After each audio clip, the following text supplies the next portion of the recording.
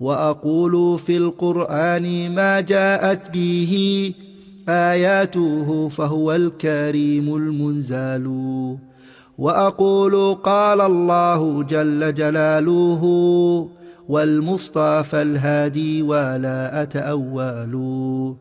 وجميع آيات الصفات أمرها حقا كما نقل الطراز الأول. وأرد عهدتها إلى نقالها وأصونها عن كل ما يتخيل.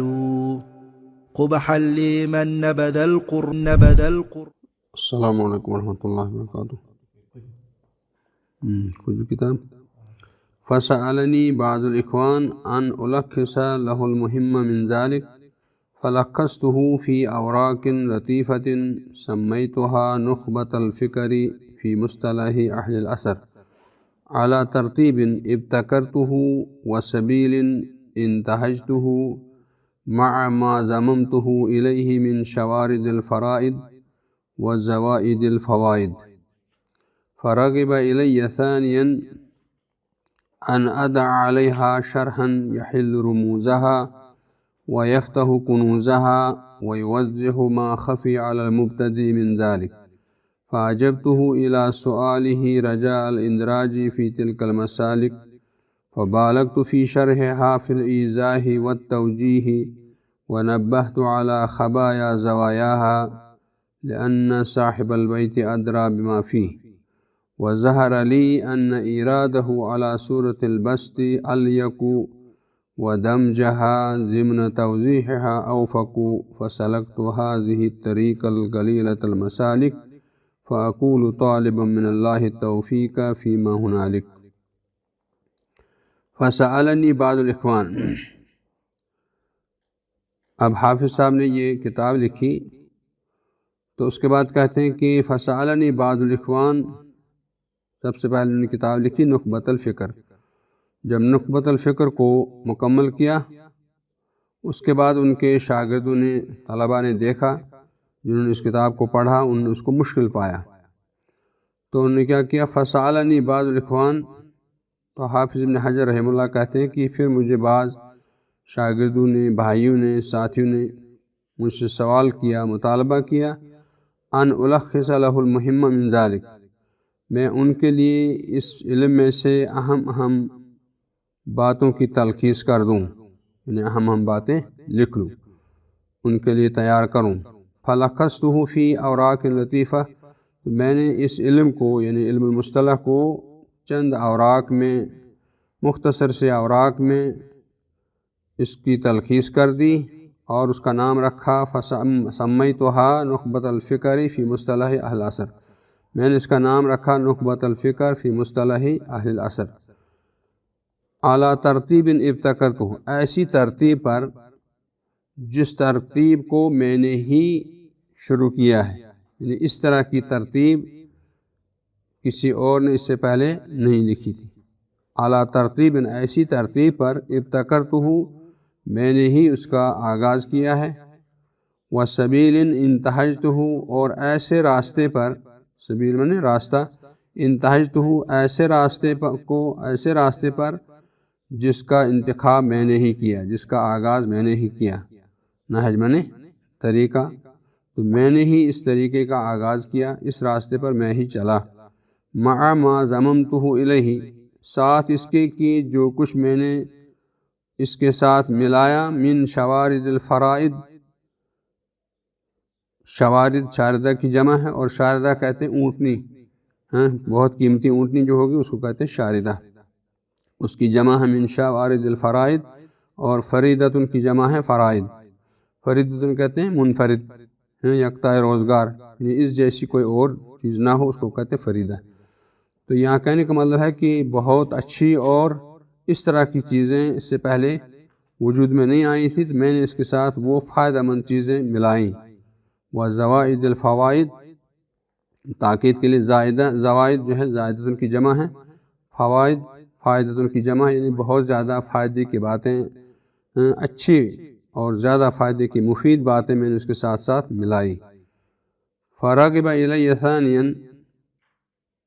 پھر وہ میری طرف دوبارہ راغب ہوئی، یعنی انہوں نے پھر مجھ سے مطالبہ کیا ان اضع علیہا شرحن، اس کتاب کی میں شرح رکھ دوں، یعنی شرح لکھ دوں، اس کی میں شرح بھی لکھ دوں، یحل رموزہا، جو اس کے رموز کو، اس کے اسرار کو، اس کے رازوں کو کھول دے، واضح کر دے، یہ ویفتح کنوزہا، اور اس کے خزانوں کو کھول دے، یعنی اس میں خزانے ہیں لیکن وہ مشکل ہے ہمارا حاصل کرنا، اس لیے آپ اس کی شرح بھی لکھیں اور ان چیزوں کی وضاحت ہو جائے۔ ویفتح کنوزہا، اس کے خزانوں کو کھول دے، ویوضح ما خفی علی المبتدی من ذلک، اور اس علم میں سے جو ابتدائی طالب علم پر پوشیدہ ہے اس کی وضاحت ہو جائے۔ ایسی شرح آپ لکھ دیں جو اس کے رموز کو، اس کے اسرار کو کھول دے اور اس کے خزانوں کو کھول دے، اس کے خزانوں کو واضح کر دے، اور وہ چیزیں جو پوشیدہ ہیں ابتدائی طالب علم پر، ابتدائی طالب علم کے لیے جو چیزیں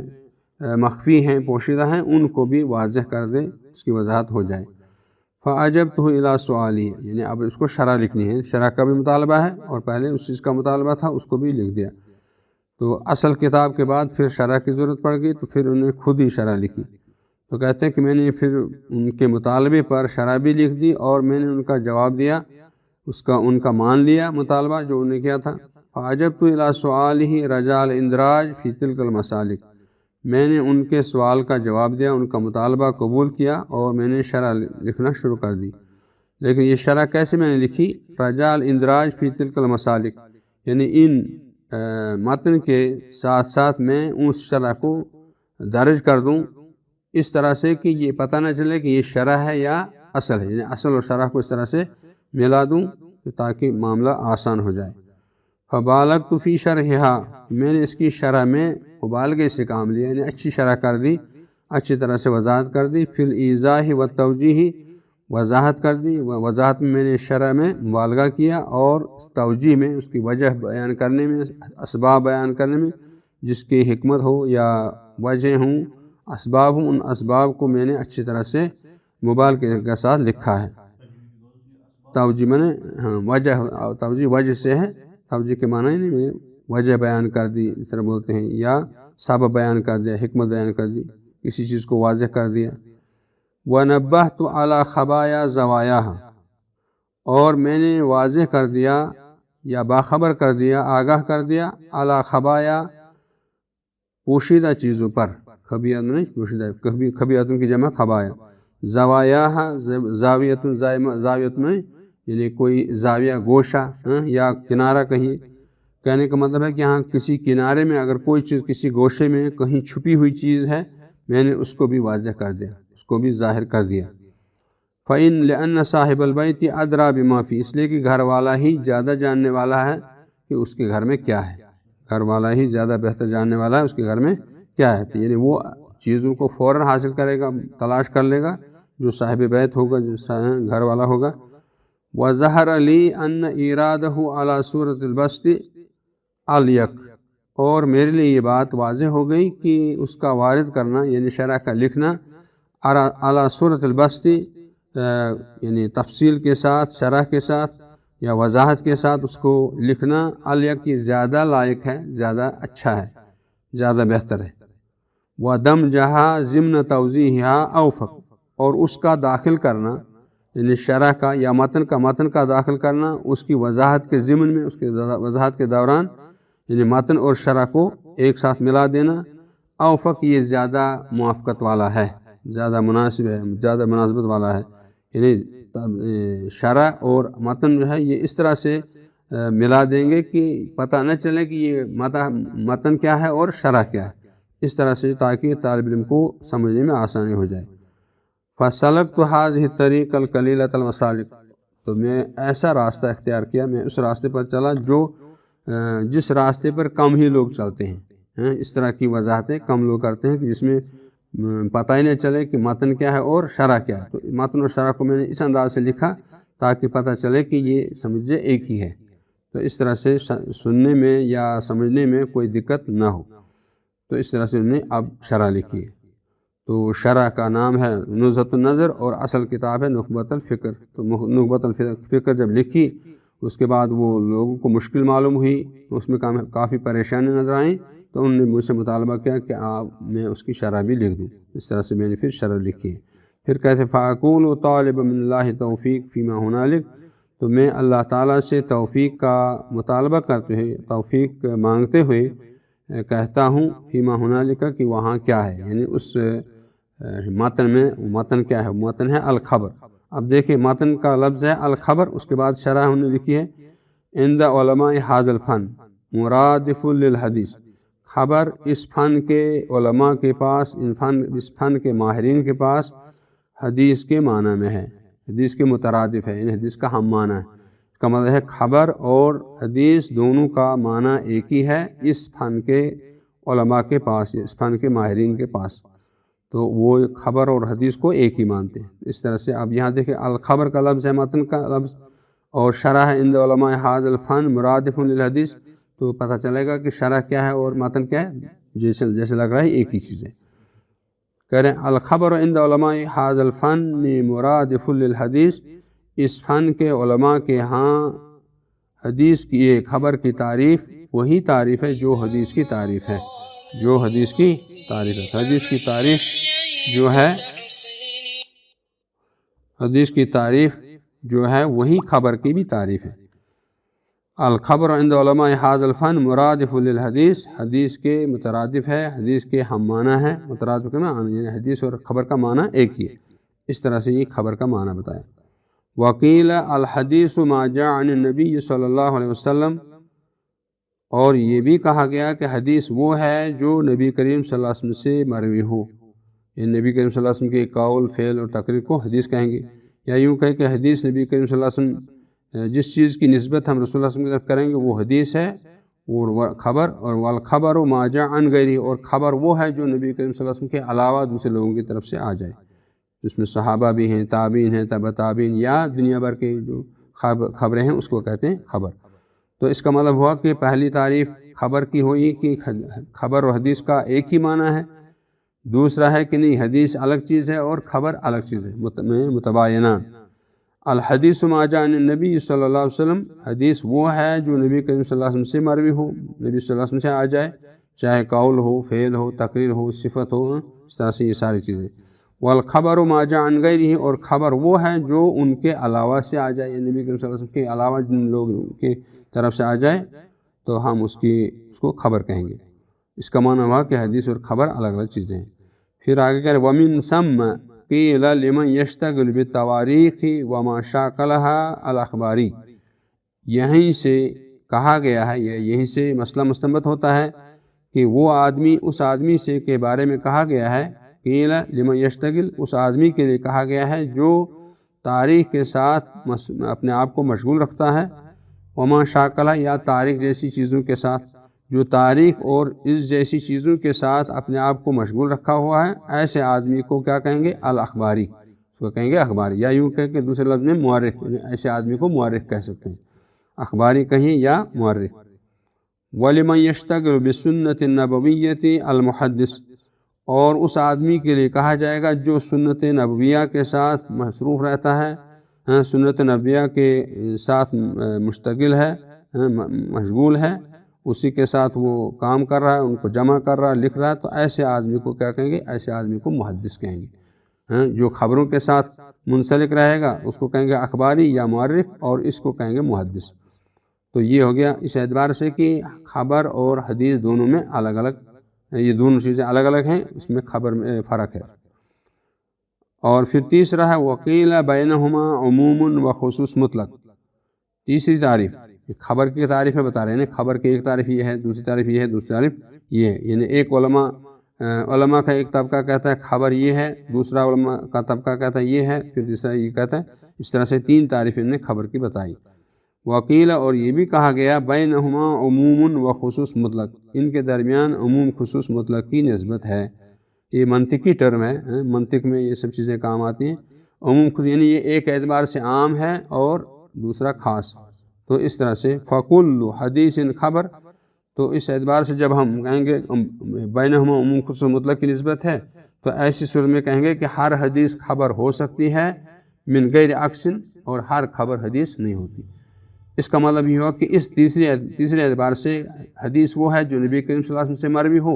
اور خبر وہ ہے جو نبی کریم صلی اللہ علیہ وسلم سے بھی مروی ہو اور اس کے علاوہ سے بھی مروی ہو، یعنی خبر شامل ہے اور حدیث کی نسبت سے رسول اللہ صلی اللہ علیہ وسلم کی طرف۔ تو اس اعتبار سے ہر حدیث کو ہم خبر کہہ سکتے ہیں، اس لیے کہ خبر میں نبی کریم صلی اللہ علیہ وسلم کا فرمان شامل ہے، ان کے افعال، اقوال، احوال جو ہے وہ سب شامل ہیں۔ تو اس اعتبار سے ہم ہر حدیث کو خبر کہہ سکتے ہیں، لیکن ہر خبر کو حدیث نہیں کہہ سکتے۔ تو کہتے ہیں فَكُلُّ حَدِيثٍ خَبَرٌ، پس ہر حدیث تو خبر ہے لیکن ہر خبر حدیث نہیں ہے، اس لیے کہ خبر صحابی، تابعی، تبع تابعی، محدث، مفسر یا جو بھی لوگ ہیں دنیا بھر کے لوگ، قیامت تک آنے والے لوگ، ان سب کی طرف جس چیز کی نسبت کی جائے گی وہ سب خبر ہے نبی صلی اللہ علیہ وسلم کے ساتھ۔ تو اس لیے جو ہے ہر حدیث خبر ہو سکتی ہے لیکن ہر خبر حدیث نہیں ہو سکتی، من غیر عکس، اس کی برعکس نہیں۔ وَعَبَّرْتُ هُنَا بِالْخَبَرِ لِيَكُونَ أَشْمَلَ، کہتے ہیں یہاں میں نے جو خبر سے اس کی تعبیر کی ہے، تعبیر میں نے خبر سے کہ میں نے بتایا نا خبر، تو یہ میں نے اس لیے کہا کہ لیکون اشمل، تاکہ یہ شامل رہے، یعنی خبر چونکہ عام ہے، شامل ہے، اس میں حدیث رسول بھی ہے اور اس کے علاوہ دوسری چیزیں بھی ہیں، اس لیے میں نے یہاں پر خبر کا لفظ ہی استعمال کیا ہے، تو اس کی وجہ بتا رہے ہیں۔ کہتے ہیں فَهُوَ بِاعْتِبَارِ وصول الینا، پس وہ خبر ہم تک پہنچنے کے اعتبار سے، ہم تک اب وہ خبر پہنچ گئی ہے، اب اس کے اعتبار سے ہم کہتے ہیں خبر کی جو ہے دوسرے انداز سے قسمیں ہوں گی۔ تو پھر کہتے ہیں اما ان یکون لہ طرق، یا تو اس کی کافی سندیں ہوں گی، طرق اے اسانید کثیرہ، اس کی بہت ساری سندیں ہوں گی، بہت زیادہ سندیں ہوں گی، اور یہاں پر طرق کی تھوڑا وضاحت کر رہے ہیں کہ صرف کے اعتبار سے کہتے ہیں لأن طرقا جمع طریق، اس لیے کہ لفظ طرق یہ طریق کی جمع ہے، طریق کی جمع طرق ہے۔ وفعیل فی الکسرہ یجمع علی فعل بضمتین، کہتے ہیں کہ فعیل کی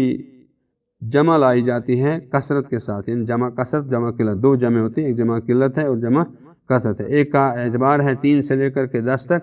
اور یہ جمع قلت کہلاتا ہے، اور جس سے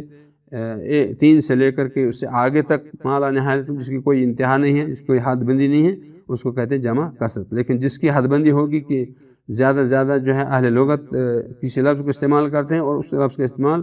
3 سے لے کر کے 10 تک ہوتا ہے، تو اس کو کہتے ہیں جمع قلت۔ تو یہاں پر فعیل کی جمع جو لاتے ہیں فعول کی جمع پر، فعول کے وزن پر، تو یہ جمع ہے، اس کو کہتے ہیں جمع کثرت۔ وفعیل فی الکسرہ، یعنی فعیل کی جمع کثرت یجمع علی فعل، فعل کے وزن پر لائی جاتی ہے۔ طرق ہے نا، تا پر پیش ہے، را پر پیش ہے، فعل کے وزن پر ہے، تو اس کی جمع کثرت، اس کا مطلب ہے کہ یہ 3 سے تو شروع ہوگا لیکن آخری ہاتھ کچھ نہیں، تو کہتے ہیں کہ اس کی جمع جو ہے جمع کثرت، تو فعل ہے بضمتین، یعنی فا کے ضمے کے ساتھ بھی اور عین کے ضمے کے ساتھ بھی، یہ جمع کثرت ہے۔ اس کا مطلب یہ ہوا کہ بہت سندیں ہوں گی، جو بہت زیادہ سندیں ہوں گی، تو اس اعتبار سے ہم تک خبر پہنچے گی۔ یا یہ ہے کہ پھر وہ تعداد ہوگی جو تعداد شمار میں آنے لگے گی، جس کا ہم شمار کر سکتے ہیں، اس کا اعداد و شمار آ جائے گا۔ تو اس اعتبار سے کہہ رہے ہیں کہ اس اعتبار سے ہم تک جو خبر پہنچ رہی ہے سند کے اعتبار سے، طرق کے اعتبار سے، وہ 2 طرح کی ہوں گی۔ تو پھر کہہ رہے ہیں کہ اس میں ایک تو یہ ہوگا کہ اسانید کثیرہ، یعنی بہت زیادہ سندیں ہوں گی، اس لیے کہ طرق طریق کی جمع ہے اور جمع کثرت جو ہے وہ فعول کے وزن پر آتی ہے۔ وفی القلت علی افعلہ، اور جمع قلت آتی ہے اس کی افعلہ، یعنی فعیل کی جب ہم جمع قلت لائیں گے، جمع قلت ہے علی افعلہ، افعلہ کے وزن پر۔ والمراد بالطرق الاسانید، اور یہاں پر طرق سے مراد ہے سندیں، سندیں تو کیسی سندیں؟ بہت زیادہ سندیں۔ والاسناد حکایت طریق المتن، اور سند کہتے ہیں متن کے طریق کو بیان کرنا اسناد کہلاتا ہے۔ والمتن هو غایت ما ينتهي الیہ الاسناد من الکلام، تو یہ اور متن وہاں سے شروع ہوتا ہے جہاں پر سند ختم ہو جاتی ہے،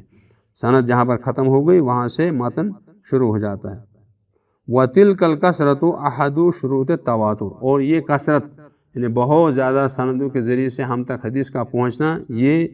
تواتر کی شرطوں میں سے ایک شرط ہے۔ تواتر کی شرطوں میں سے ایک شرط ہے کہ بہت بڑی جماعت، بہت بڑی تعداد حدیث کو روایت کرنے والی ہو اور ہر طبقے میں ہو، ہر طبقے میں بہت بڑی جماعت جس کا شمار کرنا مشکل ہے، جس کا شمار نہیں کیا جا سکتا، اتنی زیادہ سندوں کے ساتھ آ جائے تو یہ متواتر کی شرط میں سے ایک شرط ہے، تو اس اعتبار سے ہم تک حدیث پہنچتی ہے، یہ ایک طریقہ ہے۔ دوسرا یہ ہے کہ اس میں جو ہے روات کی تعداد متعین، تو کہتے ہیں کہ وَتِلْكَ الْكَثْرَةُ أَحَدُ شُرُوطِ التَّوَاتُرِ، یہ کثرت یعنی اتنی زیادہ کثرت کے ساتھ حدیث کا روایت کرنا یہ متواتر کی شرطوں میں سے ایک شرط ہے۔ اذا وردت، جب وہ وارد ہو جائے، بلا شرط بلا حصر عدد معین، جب وہ بغیر حصر کے یعنی اس کا حصار نہیں کیا جائے گا، اس کا شمار نہیں کیا جائے گا، اس کو تعداد میں نہیں لایا جا سکتا ہے، عدد معین عدد کے ساتھ، متعین عدد کے ساتھ، محدود عدد کے ساتھ جو ہے اس کو نہیں لایا جائے گا، اس کو کہتے ہیں تواتر۔ وہ کثرت کے ساتھ جب آ جائے گی تو یہ تواتر کی شرطوں میں سے ایک شرط ہے۔ بل تکون العادت، بلکہ عادتاً یا فی الغالب اکثر ایسا ہوتا ہے، قد احالت تواتؤہم علی الکذب، اتنی بڑی جماعت سے جب کوئی خبر ہم تک پہنچے گی تو ہم ایسی صورت میں کسی اتنی بڑی جماعت کا جھوٹ پر متفق ہونے کو محال سمجھیں۔ اتنی بڑی جماعت جب کسی حدیث کو روایت کر رہی ہے، کوئی خبر ہم تک پہنچا رہی ہے، تو پھر ہم کہیں گے یہ جھوٹ ہے، ایسا ناممکن ہے۔ اتنی بڑی جماعت جھوٹ پر متفق نہیں ہو سکتا۔ تواتر میں یعنی متفق ہونا، ایک دوسرے کے موافق ہونا، اتنی بڑی جماعت کا ایک دوسرے کے موافق ہونا محال ہے الکذب، جھوٹ پر۔ وَقَضَى وُقُوعُ مِنْهُمْ اتِّفَاقًا مِنْ غَيْرِ قَصْدٍ، اور اس طرح سے یہ بھی کہا جائے گا کہ اتنی بڑی تعداد لوگوں کی ہے تو ان میں سے اتنی تعداد کی نسبت ہم یہ نہیں کہہ سکتے کہ یہ واقعہ ہوا ہے، اتفاقی حادثہ ہوا ہے، یہ اتفاقی حادثہ بھی نہیں ہو سکتا ہے۔ تو اتنے لوگوں کی طرف سے خبر کا واقعہ ہونا، خبر کا آ جانا، یہ اتفاقی حادثہ نہیں ہے، من غیر قصد، بغیر اتفاق کے ہو، بغیر ارادے کے ہو، یہ اتفاقی حادثہ بھی نہیں ہے۔ تو جب یہ چیز نہیں ہے، اس کا معنی یہ ہے کہ یہ خبر ہم تک اتنی بڑی تعداد سے آئی ہوئی ہے کہ ہم اس تعداد کا شمار نہیں رکھ سکتے۔ تو یہ ایک طریقہ یہ ہے۔ فلا معنی لتعیین العدد علی الصحیح، تو کہتے ہیں کہ اس اعتبار سے عدد کا متعین کرنا، عدد کی تحدید کرنا، عدد کی عدد کو مقید کرنا صحیح قول کے مطابق، راجح قول کے مطابق، یہ اس کا کوئی معنی نہیں ہے۔ اس کا معنی ہے کہ صحیح قول یہی ہے کہ اتنی بڑی جماعت سے حدیث ہم تک پہنچ رہی ہے، جو جماعت بہت زیادہ ہے، بہت بڑی ہے،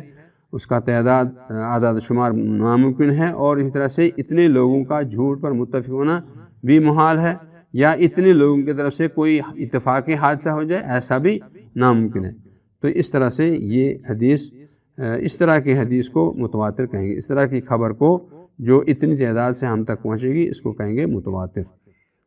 تو یہ کہیں کہ تو صحیح قول کے مطابق جو ہے گویا ان کے نزدیک حافظ صاحب کہتے ہیں کہ صحیح قول کے مطابق راجح قول یہ ہے کہ متواتر میں ہم کوئی تعداد متعین نہیں کر سکتے۔ حالانکہ کچھ لوگوں نے جو ہے جیسے تیسیر مصطلح حدیث میں ہے کہ 10 آدمیوں کی تعداد کو ہم کہیں گے متواتر، لیکن وہ صحیح درست قول نہیں ہے۔ صحیح قول یہ ہے کہ اس کی کوئی تعداد ہم متعین ہی نہ کریں، اتنی بڑی تعداد ہو کہ دل مطمئن ہو جائے گا کہ ہاں یہ بہت بڑی جماعت ہے، اور جب اتنی بڑی جماعت ہوگی تو اتنی بڑی جماعت سے حدیث کا ہم تک پہنچنا اس بات کا متقاضی ہے کہ یہ ناممکن ہے کہ اتنے لوگ جھوٹ بولیں گے،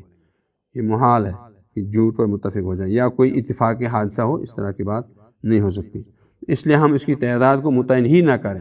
ہم کیوں کریں گے 10؟ اس کا مطلب ہے کہ اگر کوئی 10 کی تعداد متعین کرے گا، اس کا معنی یہ ہوگا کہ پھر 9 والا جو ہے وہ متواتر نہیں ہے، تو یہ کوئی ہے۔ اگر کوئی کہے گا 15 متواتر ہے تو پھر 14 متواتر نہیں ہے، تو لہٰذا ہم اس کی تعداد ہی متعین نہ کریں۔ تو صحیح قول کے مطابق محدثین کا صحیح قول یہ ہے کہ اس کی تعداد متعین ہے ہی نہیں، بس یہ ہے کہ نفس جو مطمئن ہو جائے، دل مطمئن ہو جائے کہ ہاں یہ بہت بڑی جماعت سے حدیث آ رہی ہے، یہ متواتر ہے۔ وقیل ومنہم من عینہ، ومنہم من عینہ، ان میں سے بعض لوگوں نے اس کو متعین کیا ہے، یعنی جو متواتر ہم کسی کو کہیں گے تو متواتر کس حدیث کو کہیں گے؟ کہتے ہیں کہ بعض لوگوں نے اس تواتر کو 4 آدمی میں منحصر کر دیا کہ اگر یہ 4 آدمی سے آ جائے تو اس کو کہیں گے ہم یہ متواتر ہے۔ بعض لوگوں نے کہا وقیل فی الخمسہ، بعض لوگوں نے کہا 5 آدمی 5 راوی ہوں گے ہر طبقے میں تو ہم کہیں گے اس کو یہ متواتر ہے۔ یا وقیل فی السبع، یا کہیں گے کہ 7 آدمی ہر طبقے میں تو وہ متواتر ہے۔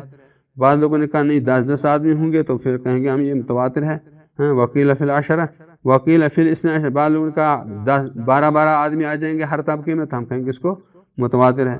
وکیل فی الاربعین، بعض لوگوں نے کہا 40 آدمی آئیں گے ہر طبقے میں تو ہم کہیں گے متواتر ہے۔ وکیل فی السبعین،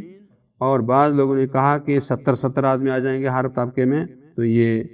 متواتر ہے۔ وکیل غیر ذالک، اور اس کے علاوہ بھی بہت ساری باتیں کہیں گے، لیکن یہ ساری باتیں جو ہے یہ ویسے ہی لگ رہا ہے کہ یہ درست نہیں ہے۔ اب کہاں ہم ہر طبقے میں 70 آدمی ڈھونڈیں گے، کون اتنا یہ سب؟ ہاں کثرت سے آ جائے، جس کثرت سے دل مطمئن ہو جائے تو یہ سیدھی سی بات ہے کہ متواتر ہوگی، اور عادتاً اتنے سارے لوگوں کا جھوٹ پر متفق ہونا محال ہے، اور یہ بھی نہیں ہو سکتا کہ اتنے لوگ جو ہے کوئی اتفاق حادثہ ہو جائے تو ہم کہیں کہ یہ حادثہ ہے، اس طرح کی چیزیں نہیں۔ تو لہٰذا اس طرح کی یہ قید کرنا، مقید کرنا، اتنے لوگ ہیں یا اتنے لوگ ہونے چاہیے، اتنے لوگ ہونے چاہیے، یہ سب اسی لیے کہتے ہیں فلا مانن لتعین العدد علی الصحیح۔ پہلے حافظ صاحب نے ہتھوڑا مار دیا اچھی طرح سے، کہا کہ نہیں، اس تعین کی کوئی حد متعین نہ کیجیے، اور یہی صحیح قول ہے، راجح قول یہی ہے۔ ٹھیک ہے، بس پھر اس کے بعد یہ دلیل کے طور کہہ رہے ہیں کہ ہر آدمی نے